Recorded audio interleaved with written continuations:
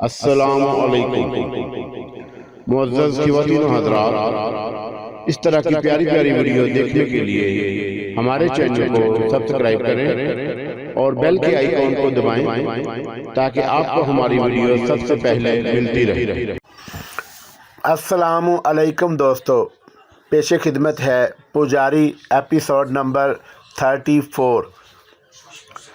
میں نے مسکراتی نگاہوں سے اس تابوت کو دیکھا۔ اب میرے دل سے خوف کا ہر احساس نکل گیا تھا اور میں ہر مشکل کے لیے تیار تھا۔ چنانچہ میرا رخ عمارت کے باہر جانے والے حصے کی طرف ہو گیا۔ یقین نہیں تھا کہ عمارت کے باہر جا سکوں گا۔ بہرحال میرے قدم آگے بڑھ رہے تھے۔ میرا اندازہ غلط نکلا۔ عمارت سے باہر نکلتے ہوئے مجھے کوئی خاص دقت نہیں ہوئی تھی، اور اس کے بعد وہی ویران صحرا۔ چونکہ ابھی سوما اور راجہ پربھو دیو وغیرہ کا چکر تھا۔ مجھے ایک عجیب سی حیرت کا احساس ہو رہا تھا۔ کیا میری زندگی اس کے سوا کچھ نہیں؟ شیطانوں کے اس جال سے مجھے نکالنے والا اس دنیا میں کوئی بھی نہیں؟ میں نے دل میں سوچا، اور ایک عجیب سی دکھن میرے سینے میں ہونے لگی۔ میں بہت بد دل ہو گیا تھا، اور میرے دل میں نہ جانے کیسے کیسے تاثرات آ رہے تھے۔ بہرحال سمجھ میں آنے والی بات کوئی نہیں تھی۔ میں نے بچپن کے چند سال ذرا بہتر انداز میں گزارے تھے، اور اس کے بعد ایسا طلسماتی سلسلہ شروع ہوا تھا کہ اب کوئی اور بات سمجھ میں نہیں آ رہی تھی۔ نہ جانے کتنے گھنٹوں تک سفر کیا، سامنے سے کوئی چیز چمکتی ہوئی نظر آ گئی۔ میں اس کی جانب چل پڑا۔ یہ چمکتی ہوئی چیز ریل کی پٹری تھی۔ کافی دیر کے بعد ریل کی پٹری تک پہنچا۔ پھر میں نے دور سے ایک ریلوے اسٹیشن دیکھا، وہی سب کچھ جو زندگی کا ایک حصہ بن گیا تھا۔ اصل میں یہ بات میری سمجھ میں نہیں آ رہی تھی کہ اب میں کیا کروں۔ طرح طرح کے کردار مل رہے تھے، اور میں ان میں گم ہو کر رہ گیا تھا۔ لوگوں سے تعارف حاصل کرنا اور ان کے درمیان زندگی بسر کرنا میرے لیے ممکن نہیں رہا تھا۔ میں اسٹیشن پر پہنچ گیا۔ ایک ٹرین وہاں آ کر رکی، اس میں بیٹھ گیا۔ تقریباً خالی ٹرین تھی۔ میں بیٹھا ہی تھا کہ ٹرین کو ایک جھٹکا لگا اور وہ چلنے لگی۔ میری نظریں کھڑکی سے باہر پلیٹ فارم پر لگی ہوئی تھی، جہاں اکا دکا لوگ نظر آ رہے تھے۔ میں باہر ان لوگوں کو دیکھ رہا تھا، اور اچانک ہی مجھے ایک چہرہ نظر آیا، جسے دیکھ کر میرے پورے وجود میں سرزنش طاری ہو گئی۔ میری آنکھیں یقیناً دھوکہ نہیں کھا رہی تھی۔ یہ اناشیا تھی، مقامی لباس میں ملبوس، ہاتھوں میں سامان کا بیگ اٹھائے۔ ہاں، یقینی طور پر وہ اناشیا ہی تھی۔ ٹرین رفتار پکڑنے لگی تھی، لیکن میں نے اس کی رفتار کی پرواہ کیے بغیر نیچے چھلانگ لگا دی۔ اس دوران میرا ڈبہ کافی دور نکل آیا تھا۔ نیچے چھلانگ لگانے کے بعد میں برق رفتاری سے پلیٹ فارم کی جانب دوڑنے لگا۔ اناشیا یہاں کیا کر رہی ہے؟ اناشیا میری زندگی کا دوسرا محور، پر اسرار قوتوں کا محور۔ ساری باتیں اپنی جگہ، لیکن یہ معلوم ہونے کے باوجود کہ اناشیا کا تعلق بھی سوما سے ہے، میرے دل میں اس کے لیے بڑی گنجائش تھی، اور میں اس سے شکوہ بھی کرنا چاہتا تھا کہ اناشیا، تو نے محبت کا وہ ساتھ نہ نبھایا جو میرے اور تیرے درمیان پیدا ہو چکا تھا۔ میں نے تو تیرے لیے بڑے مشکل لمحات گزارے تھے۔ بہرحال اناشیا کو یہاں دیکھ کر میں دیوانہ ہو گیا۔ میں نے برق رفتاری سے فاصلہ طے کیا اور ایک بار پھر واپس پلیٹ فارم پر پہنچ گیا۔ میری آنکھیں اناشیا کو تلاش کر رہی تھی، اور میں دیوانہ وار پلیٹ فارم کے ایک سرے سے دوسرے سرے تک دوڑ رہا تھا۔ چنانچہ میں نے چاروں طرف نظریں دوڑائیں، لیکن وہ نظر نہیں آئی۔ کچھ فاصلے پر تانگے کھڑے ہوئے تھے۔ میں تانگے والے کے قریب پہنچ گیا، اور میں نے اس سے کہا، ابھی تم نے یہاں کسی لڑکی کو دیکھا ہے؟ لڑکی؟ ہاں جی، دیکھا تھا۔ کہاں گئی؟ کدھر گئی؟ ہمیں نہیں معلوم۔ مگر تم کہہ رہے تھے کہ تم نے اسے دیکھا ہے۔ دیکھا تو ہے، مگر کدھر گئی یہ نہیں معلوم۔ پیدل گئی ہے؟ نہیں، تانگے میں بیٹھی تھی۔ چلو اس کا پیچھا کرو، تمہیں کرایہ دوں گا، میں نے کہا، اور تانگے پر چڑھ گیا۔ تانگے والے نے حیرانی سے مجھے دیکھا اور بولا، دیکھو جی، ہم شریف آدمی ہیں۔ شریف آدمی کے بچے، چلتا ہے یا میں تیرا تانگا لے جاؤں؟ میں نے گراتی ہوئی آواز میں کہا، ارے بابو، اچھی زبردستی ہے۔ میں نے اس کا گریبان پکڑ لیا، اور وہ ڈر گیا، اور اس نے گھوڑے کی لگامیں سنبھال لیں۔ आगे बढ़ो, मैंने गुर्राकर कहा और तांगे वाला घोड़े को चाबक मारने लगा। आगे सड़क पतली और नाहमवार थी, सुर्ख ईंटों से बनी हुई, जो जगह जगह से टूटी हुई थी। उस पर घोड़ों की गलाजत नजर आ रही थी। दोनों तरफ छोटी छोटी इमारतें और दुकानें बनी हुई थी, भद्दी, बदनुमा और प्लास्टर से महरूम, मगर दूर दूर तक सन्नाटा छाया हुआ था। आगे जाने वाला तांगा भी अभी तक नजर नहीं आया था। मैंने तांगे वाले से कहा, देखो तेज चलो, मैं कोई बुरा आदमी नहीं हूँ और बिला वजह उस लड़की का पीछा नहीं कर रहा। वो मेरी रिश्तेदार है और बहुत अरसे के बाद नजर आई है। जल्दी करो, ऐसा ना हो कि वो निकल जाए। ये तो बात ठीक है जी। तांगे वाला कुछ मुतमिन हो गया और उसने घोड़े को दौड़ाने के लिए 2-4 चाबुक रसीद किए। ये सड़क सीधी गई है? नहीं, आगे एक चौराहा है जी। तो फिर तेज़ चलो भाई, वो कहीं निकल ना जाए। तांगे वाले ने फिर घोड़े को तेज़ दौड़ाने की कोशिश की और हम चौराहे पर पहुंच गए। अब किधर चलूं बाबूजी? यहाँ तो कोई तांगा नज़र नहीं आ रहा। वो तो दूर जा चुका है। कहाँ? मैं चौंक पड़ा। वो आप देखो जी, वो दूर जा रहा है। चलो भाई, उसके पीछे चलो, मैंने कहा और तांगे वाले ने घोड़े को चाबक लगाना शुरू कर दिए। बहरहाल जब मैं उस तांगे तक पहुंचा तो तांगे में कोई नहीं था। मैंने फुर्ती से दूसरे तांगे वाले के पास पहुंचकर कहा, तुम्हारे तांगे में एक लड़की आई थी? हाँ जी, कहाँ गई? वो नियाज चाचा के घर, तांगे वाला बोला और सामने वाले दरवाजे की तरफ इशारा कर दिया। मैंने जल्दी से पलट कर तांगे वाले को पैसे दिए और तांगे वाला कंधे हिलाकर वापस चल पड़ा। फिर मैं धड़कते दिल के साथ उस मकान के दरवाजे की तरफ चल पड़ा और चंद लम्हों के बाद मैंने दरवाजे की जंजीर बजाई। दरवाज़ा खोलने वाला एक बूढ़ा आदमी था, अच्छे तनोतोश का मालिक। मैंने उससे कहा कि बाबा जी, अभी यहाँ अनाशिया आई है। कौन अनाशिया? यहाँ कोई नहीं है, पर अभी तो। मगर तुम हो कौन? बाबा जी, बस आप ये समझो कि मैं यहाँ मेहमान हूँ और अनाशिया का पीछा करते हुए आया हो। देखो सारजादे, शराफत बहुत बड़ी चीज़ होती है। शराफत का दामन पकड़ो, क्या समझे? जनाब, वो तांगे में यहाँ आई है, आप उसे सिर्फ ये कह दीजिए कि सलाह लाया है। मैं तुम्हें एक बात बताऊं, वो मेरी बेटी है और हम दोनों बाप बेटी यहाँ ज़िंदगी गुजार रहे हैं। लेकिन बस कहा ना तुमसे, सुन लिया तुमने, अब दफ़ा हो जाओ यहाँ से। उसने कहा, सुनिए, बस इतना बता दीजिए कि आपकी बेटी यहाँ आई है ना? हाँ आई है, मगर तुम्हें क्या तकलीफ़ है? देखिए, मैं उससे मिलना चाहता हूँ। क्या वो रेल से उतरी है?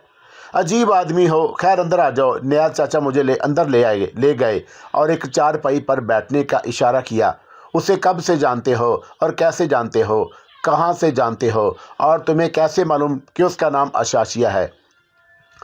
नहीं चाचा, आप मान लीजिए मेरी बात, मैं उसे सामने लाता हूँ तुम्हारे। वो एक अस्पताल में नर्स का काम करती है। हफ्ते की रात को आ जाती है, इतवार की रात को चली जाती है, क्योंकि उसे अगले दिन अपनी ड्यूटी पर पहुंचना होता है। बेटे, हम गरीब लोग हैं, बस यूं समझ लो कि ज़िंदगी मुश्किल ही से गुजार रहे हैं। माफ़ कर दो हमें, तुम्हारी मेहरबानी होगी। हमारे पास कोई और ज़रिया मुआश भी नहीं। देखिए, मैं आपको बिल्कुल परेशान नहीं करूँगा, बस अनाशिया से 2 बातें करके मैं चला जाऊँगा। नौरीन, यहाँ आओ बेटे। नियाज चाचा ने लड़की को आवाज़ दी और कुछ लम्हों के बाद एक खूबसूरत सी लड़की बाहर आ गई। उसने मुझे सलाम किया तो नियाज चाचा ने कहा, बेटा, क्या तुम अस्पताल में अनाशिया के नाम से मशहूर हो? जी। मैंने जो सवाल किया है उसका जवाब दो। नहीं, ये नहीं है, मैंने कहा। तांगे से उतर कर तो यही आई है। क्या वाकई? अब मैं झूठ बोलूँगा तुमसे इस उम्र में? मैं माफ़ी चाहता हूँ, मुझे ही गलतफहमी हो गई होगी। मैंने गर्दन झुकाकर वापस पलटते हुए कहा। लेकिन अचानक ही नियाज चाचा ने कहा, सुनो, मेरी बात सुनो। जी। आओ बैठो। हो सकता है कि वाकई तुमसे कोई गलतफहमी हो गई हो, लेकिन बहरहाल तुम इस बस्ती के तो मालूम नहीं होते। जी, कहीं और से आ रहा हूँ।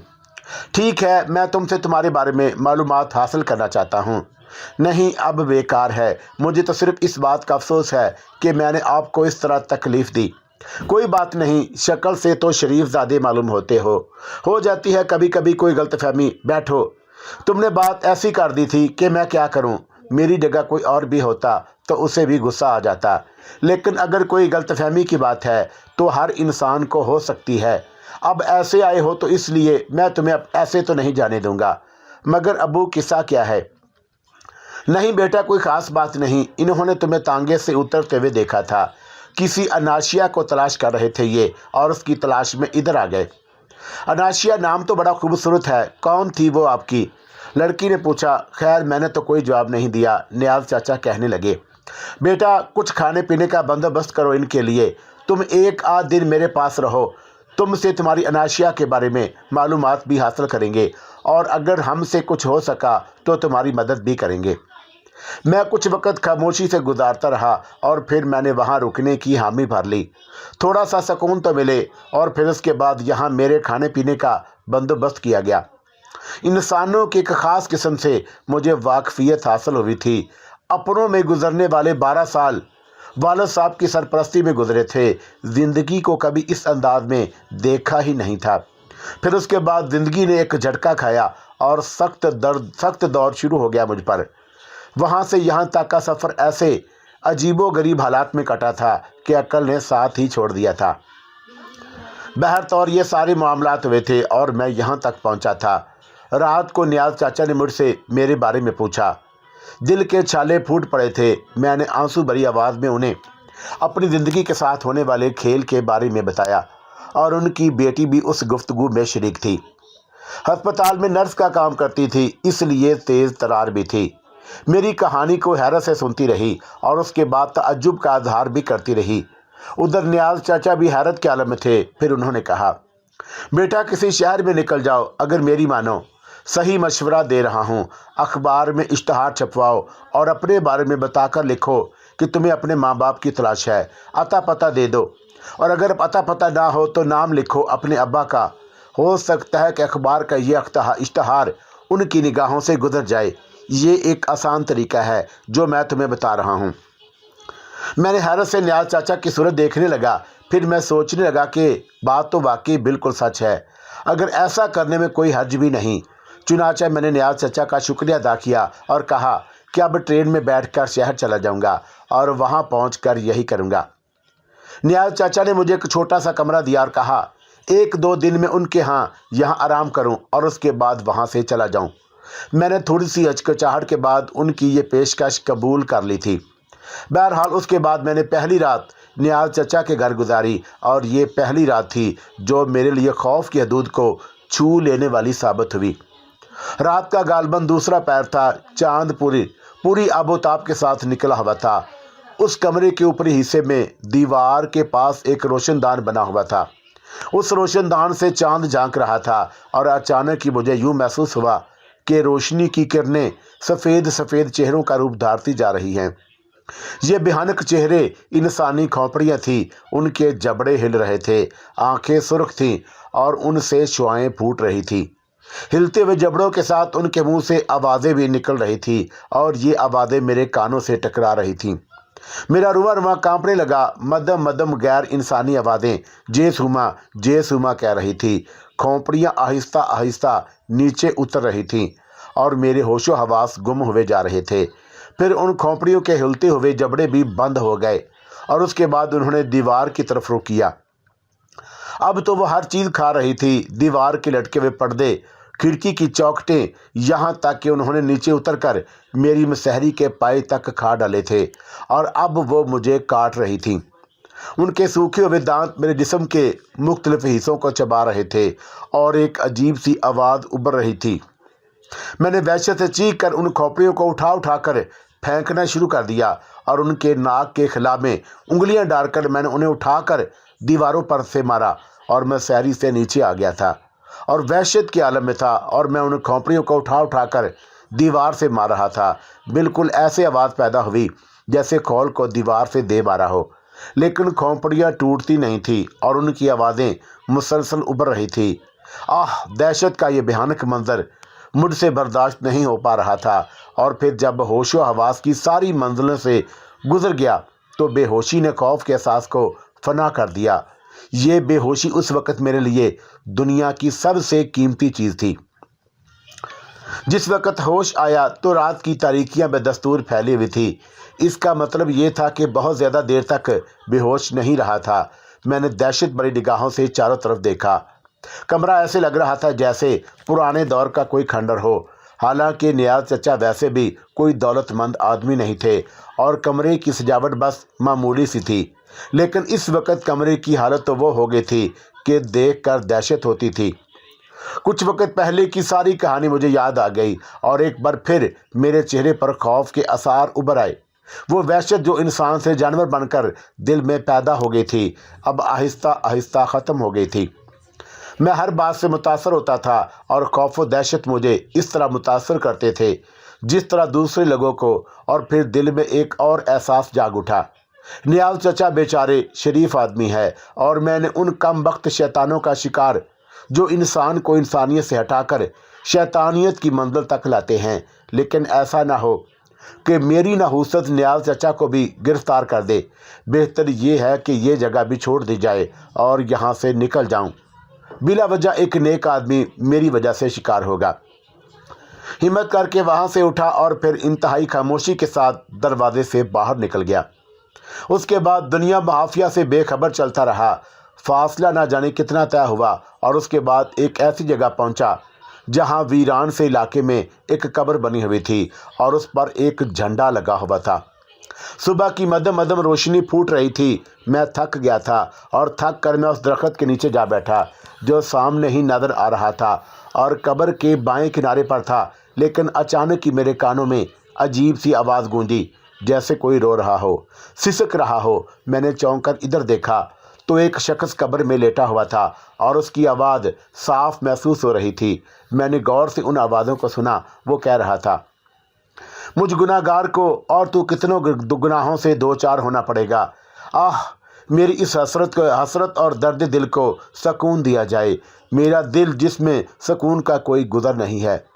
जो कुछ दिल में आता है कर डालता हूँ, इसलिए मेरा कोई पुरसाने हाल नहीं है। क्या करूँ मैं, क्या करूँ? बुराइयाँ इस तरह मुझ पर मुसल्लत हो गई हैं कि मैं उनसे पीछा नहीं छुड़ा सकता। मुझे सुकून चाहिए, सुकून चाहिए, मुझे सुकून चाहिए। मेरी मदद करो, कोई तो मेरी मदद करो। मैं इंसानों से उनकी ज़िंदगी छीन लेता हूँ, लोगों को फाकों पर मजबूर कर देता हूँ, लेकिन मेरा दिल नहीं चाहता। मेरा दिल नहीं चाहता कि मैं ये सब कुछ करूँ, लेकिन क्या करूँ? मेरे माजी ने मुझे उस पर मजबूर कर दिया है। इसमें मेरा कोई कसूर नहीं। देखो, जहाँ भी मेरे दिल में गुदाज पैदा होता है मैं मदद मांगता हूँ। मेरी मदद करो, मुझे सहारा दो। और एक बार फिर वो बिलक बिलक कर रोने लगा और मैं हैरानी से उसे देखता रहा। मेरी समझ में नहीं आया था कि ये कौन है और क्या चाहता है। मैं आहिस्ता आहिस्ता आगे बढ़ा और उसके करीब पहुंचा। वो मुझे देखकर चौंक पड़ा और फिर उसने सर से पांव तक मुझे देखते हुए कहा, क्या तुम मेरी मदद करोगे? भाई, मैं तो खुद एक बेसहारा इंसान हूँ, मैं तुम्हारी क्या मदद करूँगा? मैंने कहा। फटा जा रहा है मेरा सीना, फटा जा रहा है। मैं तुम्हें क्या बताऊँ, क्या कैफियत है मेरी। मैं तुम्हारे लिए अफसरदा हूँ कि तुम मुझे अपने दिल की बात बता दो। कह देने से दिल का बोझ हल्का हो जाता है। नज़ीर शाह है मेरा नाम, नज़ीर शाह, ये मेरा असल नाम है। मौजूदा ज़माना मुझे बहुत से नामों से पुकारता है, लेकिन किसी ज़माने में सिर्फ नज़ीर शाह था, एक मासूम देहाती, एक ऐसे घराने का फ़र्द जिसके बारे में लोग कुछ नहीं कहते क्योंकि वो घर काबिल ज़िक्र ही नहीं था। मेरा बाप किसान था, माँ थी, दो बहनें थी, एक छोटी और एक बड़ी। बस ये अफराद थे हम सब, और जिस तरह भी बन पड़ रहा था हंसी खुशी ज़िंदगी गुजार रहे थे। जो मिलता था खा लेते थे, जो मिलता पहन लेते, मेहनत मजदूरी करते थे। इतने गरीब लोग थे कि हमें उस काबिल नहीं समझा जाता था कि हमसे रिश्ता नाता करे। मेरे बाप को सांप ने काट लिया, खेतों पर काम कर रहा था। सांप ने उसकी पिंडली में काट लिया, जहर चढ़ गया। मैं उसकी पिंडली को बांधकर कस्बे के अस्पताल में ले गया। हमारे पास पैसे नहीं थे, हम अच्छी जगह बाप का इलाज करा लेते। कस्बे के अस्पताल में सरकारी तौर पर इलाज हुआ करता था और सरकारी तौर पर जो काम होते हैं वो भी बस सरकार ही होते हैं। मेरे बाप के साथ इतनी लापरवाही बरती गई कि मैं आपको बता नहीं सकता, और उसे इंसान ही नहीं समझा गया। यहाँ तक कि एक दिन खामोशी से उसकी टांग काट दी गई, और इस तरह हमारे यहाँ उन मसाइब का आगाज़ हो गया जो इंसानी ज़िंदगी को कहीं से कहीं ले जाते हैं। فاقوں کے علاوہ اور کچھ نہیں تھا اس گھر میں۔ میرا باپ کھیتوں وغیرہ میں کام کرتا تھا، مگر اب وہ اس قابل نہیں تھا کہ کھیتوں پر کام کر سکے۔ ہم نے اپنے مالکوں سے درخواست کی کہ میری باپ کی جگہ مجھے نوکری دے دی جائے، لیکن وہ کمینہ جس نے میری بہن کو دیکھ لیا تھا، جو نوجوان تھی اور خوبصورت تھی، کچھ اور ہی سوچنے لگا اور اس نے فیصلہ کیا کہ میری بہن کو کس طرح قبضے میں کیا جائے۔ ایک فاقہ زدہ گھرانے کو وہ فاقوں سے نجات دلا کر وہ میری بہن کی زندگی اپنے قبضے میں کرنا چاہتا تھا۔ وہ ایک ظالم تھا جس کا نام میں نہیں لوں گا۔ وہ دولت مند تھا اور زمینوں کا مالک تھا، سب کچھ تھا اس کے پاس، اور ہم فاقہ زدہ لوگ تھے۔ اس بدبخت نے اپنی بیوی کو اپنے اس گھنونے مقصد کے لیے تیار کیا، اور اس کی بیوی ایک دن ہمارے گھر پہنچ گئی۔ اس نے میری ماں سے ملاقات کی اور کہا، مجھ سے تمہاری پریشانی دیکھی نہیں جاتی خالہ، ایک خیال لے کر آئی ہوں تمہارے پاس۔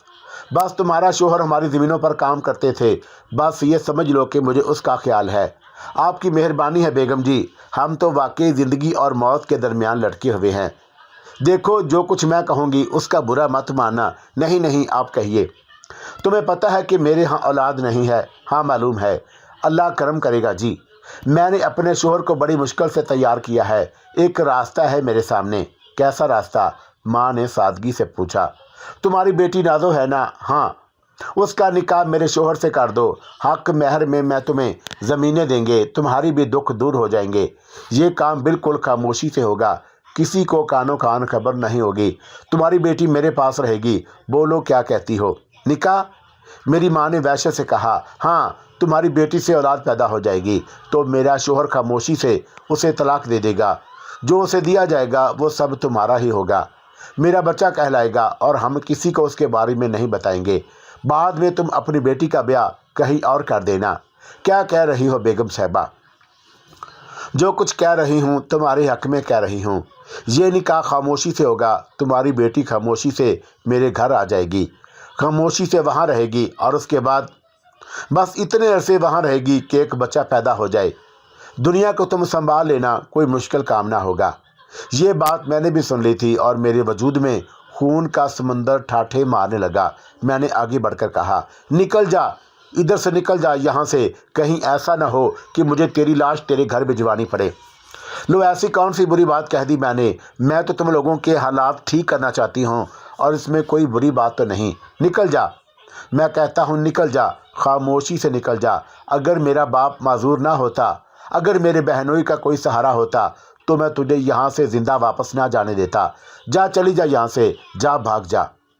وہ ہم لوگوں کو برا بھلا کہتی ہوئے چلی گئی، لیکن اب مجھے یہ اندازہ ہو گیا تھا کہ ہمارے گھر کے حالات اس قدر خراب ہو گئے ہیں کہ لوگ اس سے فائدہ اٹھانے کی کوشش کر رہے ہیں۔ میں نے نوکری کی تلاش شروع کر دی، اور کوئی بھی کام مل جائے، بس اتنا کام چل جائے کہ گھر میں 1 یا 2 وقت کا کھانا پک جائے۔ بڑی مشکل سے میں نے ایک نوکری تلاش کی اور ایک سبزی والے کی دکان پر کام کرنے لگا۔ کھیتوں سے سبزی توڑ کر لانا، دھونا، صاف کرنا، اور اس کے بعد دن بھر دکان پر بیٹھے رہنا۔ میرا مالک بہت کمینہ آدمی تھا، وہ دنیا کا ہر برا کام کرتا تھا اور بڑا نکما قسم کا تھا۔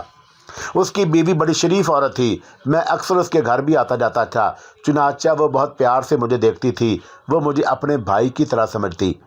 ایک دن میں اس کے گھر پہنچا تو میرا مالک موجود نہیں تھا، البتہ بہن کے سر پر پٹی بندھی ہوئی تھی۔ میں نے چونک کر پوچھا، کیا ہوا باجی؟ کچھ نہیں، جا تو اپنا کام کر۔ ہوا کیا ہے مجھے بتاؤ تو صحیح۔ کہہ رہی ہوں نا کہ جا تو اپنا کام کر، تجھے ان باتوں سے کیا؟ جا، سبزیاں سڑ رہی ہیں، انہیں سنبھال۔ مارا ہے تجھے؟ میں نے پوچھا۔ شوہر ہے میرا، میں جانوں وہ جانے، تو بلا وجہ بیچ آ رہا ہے۔ میں خاموش ہو گیا، دکان پر آ گیا، لیکن بڑی بے کلی رہی تھی مجھے، اور دوپہر کے بعد میں پھر اس کے پاس پہنچ گیا۔ دیکھ بھائی، کہتی ہے نا تو مجھے، میں 2 اور بہنوں کا غیرت مند بھائی ہوں، تیسری بہن کے لیے بے غیرت نہیں بننا چاہتا۔ یہ بتا کہ ہوا کیا ہے؟ وہ رونے لگی اور اس نے آگے بڑھ کر مجھے اپنے سینے سے لگا لیا اور بولی، بھیا، میرا تو یہ زندگی بھر کا کھیل ہے، ان چکروں میں پڑھ کر کیا کرے گا تو؟ کیسے اس مصیبت سے نجات دلا سکتا ہے تو مجھے؟ اب یہی باتیں ہو رہی تھی کہ میرا مالک اندر آ گیا، اور اس نے ہم دونوں کو دیکھا اور اس کی آنکھوں میں قہر و غضب کی بجلیاں ٹوٹ پڑیں۔ اس نے کہا، تو یہ ہو رہا ہے میرے گھر میں؟ کیا مطلب؟ یہ ہو رہا ہے میرے گھر میں؟ کیا ہو رہا ہے؟ बताता हूँ मैं तुझे। और उसने इधर उधर देखा और लोहे की एक राड उठा ली। ये राड संभाल कर वो अपनी बीवी की तरफ बढ़ा। बदबख्त, इतना गंदा हो गया है तेरा दिल, ये बदकारी कर रही है। मालिक, वो मेरी बहन है, उसे मत मारो, मैंने आगे बढ़कर कहा। हट जा साले सामने से, वरना अभी बहन भाई का खेल ख़त्म कर दूंगा। उसने कहा, देखो इसे ना मारो, मैं तुमसे कहता हूँ।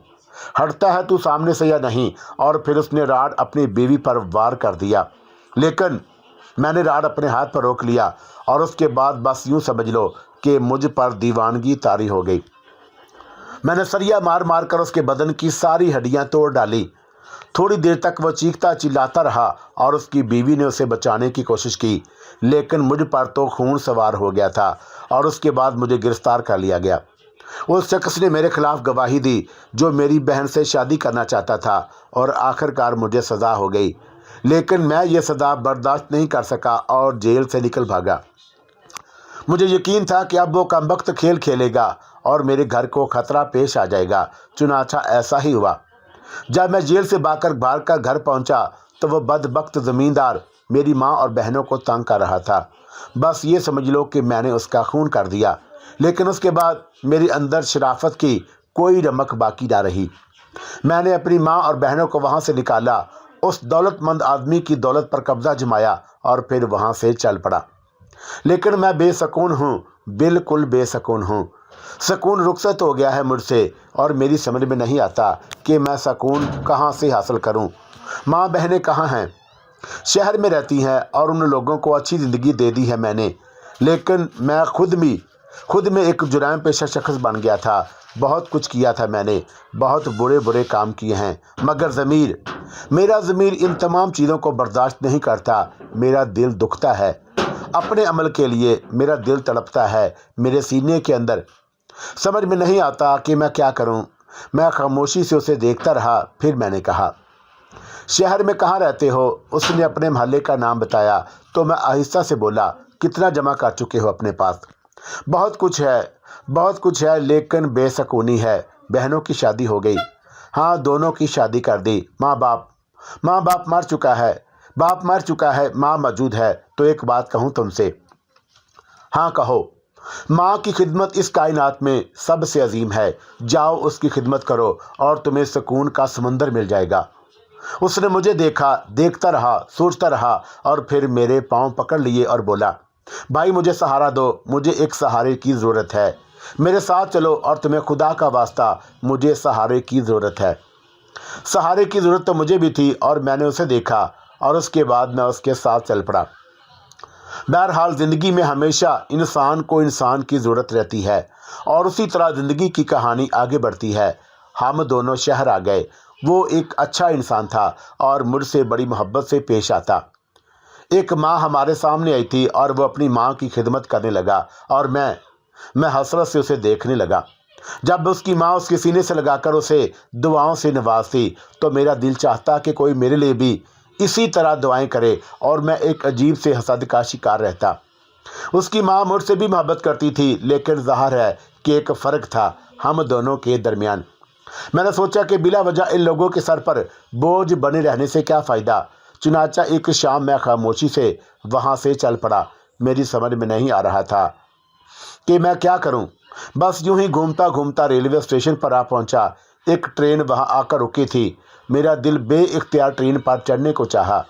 एक लम्हे को ट्रेन रुकी और उसके बाद वहां से चल पड़ी। मैंने दौड़कर किसी कंपार्टमेंट में दाखिल होने की कोशिश की और फिर एक फर्स्ट क्लास कंपार्टमेंट में दाखिल हो गया।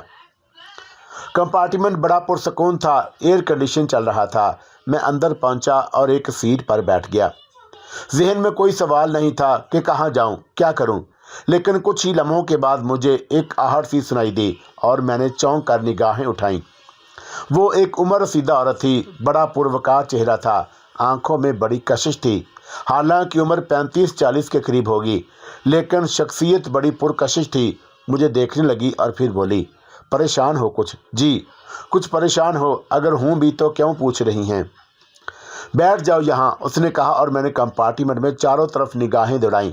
इत्तेफाक की बात थी कि उस कंपार्टमेंट में मेरे और उसके अलावा और कोई मौजूद नहीं था।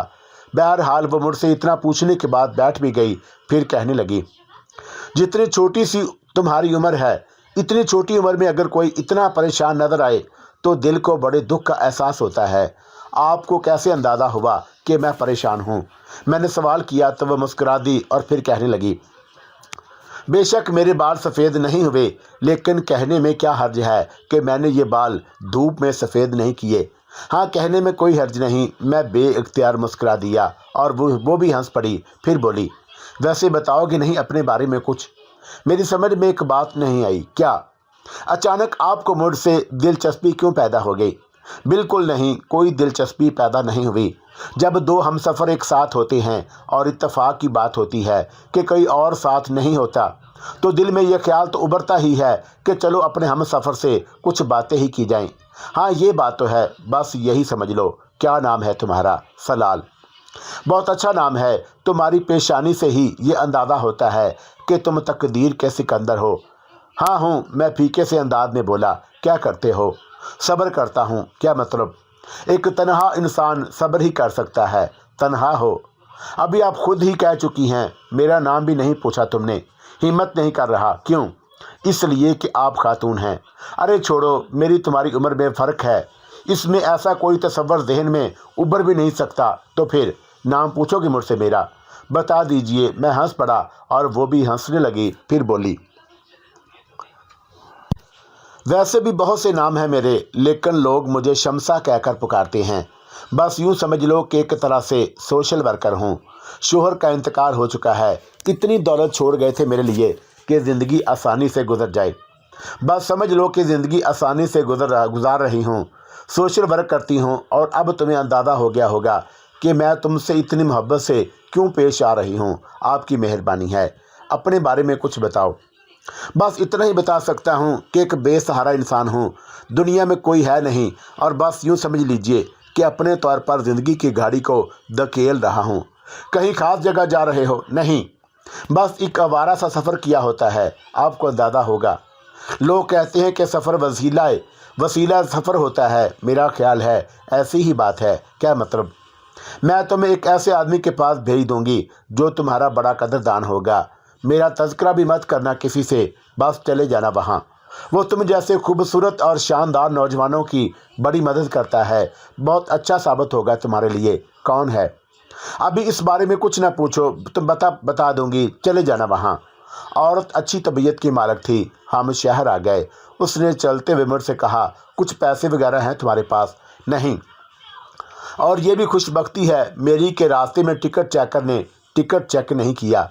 फर्स्ट क्लास कंपार्टमेंट में जो थे, ऐसी जगह मामूली लोग नहीं आते और गैर मामूली लोगों को टिकट चेकर नहीं पूछते।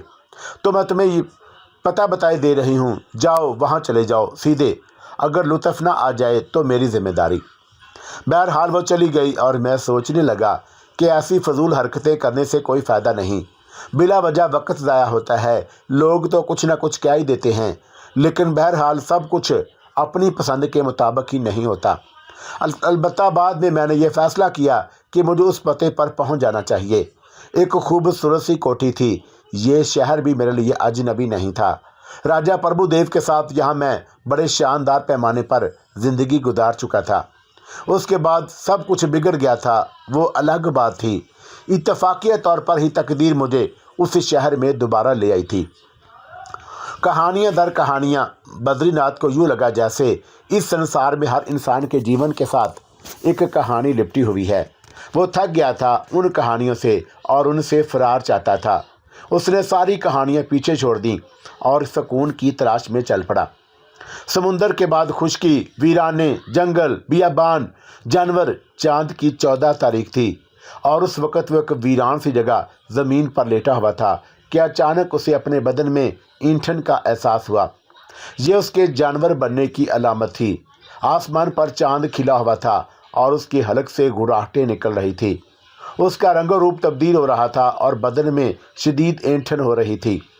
खून की प्यास दिल में जाग रही थी। दरिंदा बनकर इंसानी ज़िंदगी तबाह बर्बाद करने के लिए उसकी वहशत अरूज पर आती जा रही थी। यहाँ तक कि बदन की सारी हैबत तब्दील हुई और उसके बाद वो जरकंदे लगाने लगा। उसे खून की तलाश थी। उसकी हौलनाक आंखें वहशतज़दा अंदाज में इधर उधर भटक रही थी। लेकिन जंगल बियाबान में दूसरे जानवर भी नजर नहीं आ रहे थे जिन्हें वो अपनी वहशत खेदी का शिकार बनाता। वो दौड़ता रहा और फिर उसे एक खंडर नजर आया, टूटा हुआ खंडर जिसकी दीवारें वो सीधा हाल थीं और चारों तरफ एक खामोशी और सन्नाटे का राज था। उसे इंसानी बदन की बू महसूस हुई और वो दौड़ता हुआ उस खंडर में दाखिल हो गया। उसकी निगाहें इधर उधर भटकती रहीं लेकिन उसे कोई इंसान नजर नहीं आया। वहशत अरूज पर पहुंचती जा रही थी और वो दीवारों से टकरे मार रहा था। वक्त गुजरता जा रहा था। आज की रात उसे खून बहाने का कोई मौका नजर नहीं आया तो वह दोनों हाथ आगे करके उन पर थूथनी रखकर बैठ गया। उसकी बेचैनी अरूज पर थी लेकिन ढलते चांद के साथ ये बेचैनी ख़त्म होती चली गई और आखिरकार वो पुरसकून हो गया। उसे नींद आने लगी और फिर ये नींद उसे सुकून देने का बायस बन गई और वो सो गया। लेकिन उस वक़्त उजाला आहिस्ता आहिस्ता फूट रहा था कि उसके कानों में एक आवाज़ उभरी, अल्लाह अकबर अल्लाह अकबर अल्लाह अकबर अल्लाह अकबर। और वह बुरी तरह चौंक पड़ा। उसे यूँ लगा कि जैसे उसके बदन में थराहटें बेदार होती जा रही हों।